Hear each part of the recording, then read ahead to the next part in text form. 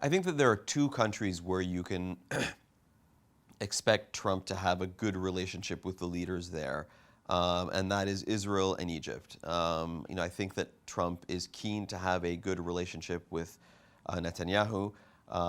He's talked about how moving the U.S. embassy from Tel Aviv to Jerusalem is a priority. He's been very supportive of Netanyahu and vice versa.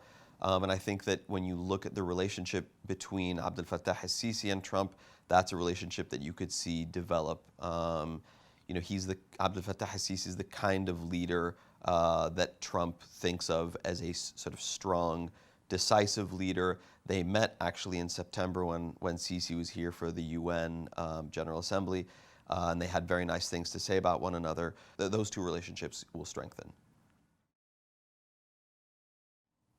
Despite the fact that one of the key themes that people have spoken about as a result of the rise of ISIS was how states in the Middle East are becoming weaker as a result of Bashar al-Assad retaking control of most of Syria and at some point reasserting control, at some point in the future, again, not in the short term, but at some point in the future, probably reestablishing control over all of Syria, along with the Iraqi government reestablishing control over most of Iraqi territory.